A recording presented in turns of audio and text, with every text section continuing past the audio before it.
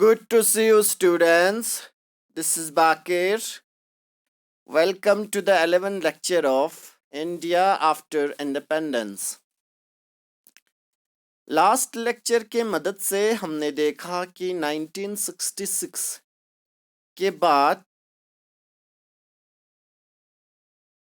जब reorganisation commission को setup किया गया तो उसके बाद जो स्टेट्स थे कुछ स्टेट्स को on the basis of linguistic जो है डिवाइड किया गया जिसमें Assamese Bengali Oriya Tamil Malayalam Kannada Punjab Haryana and other states थे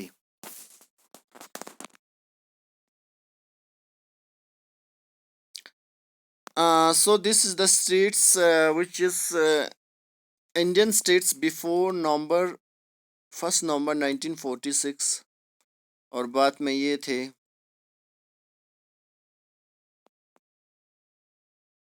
जब लिंग्विस्टिक के ऊपर डिवाइड किया गया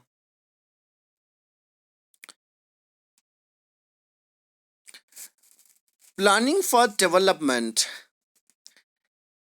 Lifting India and Indians out of poverty, a building of modern technical and industrial base were among the major objectives of new nation. India और इंडियंस को पॉवर्टी से बाहर करने के लिए एक नया टेक्निकल और इंडस्ट्रियल बेस एक मेजर ऑब्जेक्टिव बना न्यू नेशन का। कहने का मतलब है जब इंडिया न्यू नेशन बना तो सबसे बड़ा बेस और सबसे पहला प्लानिंग था कि इंडिया और इंडियंस को पॉवर्टी से बाहर निकलना।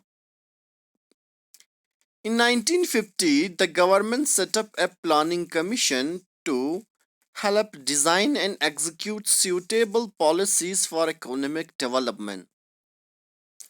1950 में गवर्नमेंट ने प्लानिंग कमीशन बनाए जिसका मकसद था एक सूटेबल पॉलिसीज तैयार करना इकोनॉमिक डेवलपमेंट के लिए। There was a broad agreement on what was called mixed economy. एक बहुत बड़ा broad agreement था जिससे हम क्या कहते थे mixed economy model. Here both state and private sector would play important and complementary roles in increasing production and generating jobs. Mixed economy model में क्या थे यहाँ पे दोनों स्टेट और प्राइवेट सेक्टर एक इम्पॉर्टेंट रोल प्ले कर सकता था प्रोडक्शन और जनरेटिंग जॉब्स को इंक्रीज करने में। What specifically these roles were to be, which industries should be initiated by the state and which by market have to achieve balance between different regions and state was to be defined by planning commission.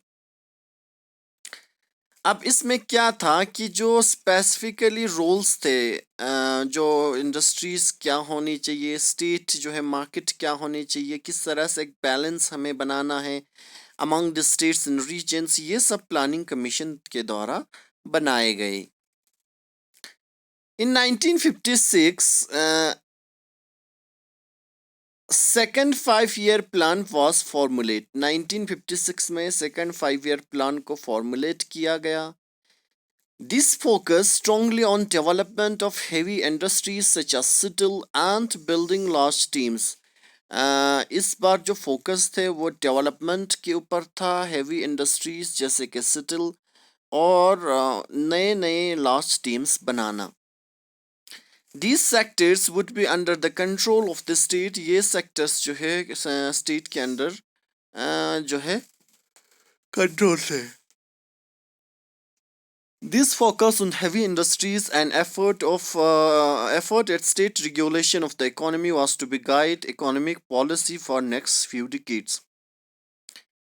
ये focus heavy industries और efforts जो थे state regulation for economy to guide economic policy for new few decades next few decades के लिए ये सारी चीज़ें बनाई गई। This approach had many supporters but also some vocal critics. ये जो अप्रोच था इस प्लानिंग के लिए बहुत सारे लोगों ने सपोर्ट्स भी किए। On the other hand we can find many of the critics also. So students, मैं आज का क्लास यहीं पे स्टॉप कर रहा हूँ। अगर आपको कोई भी क्वेरीज, कोई भी डाउट रहता है तो आप किसी भी प्लेटफॉर्म के साथ कनेक्ट होकर मुझसे जोड़ सकते हैं और क्वेरीज बता सकते हैं। Thank you so much, thanks for joining, bye bye, have a good day.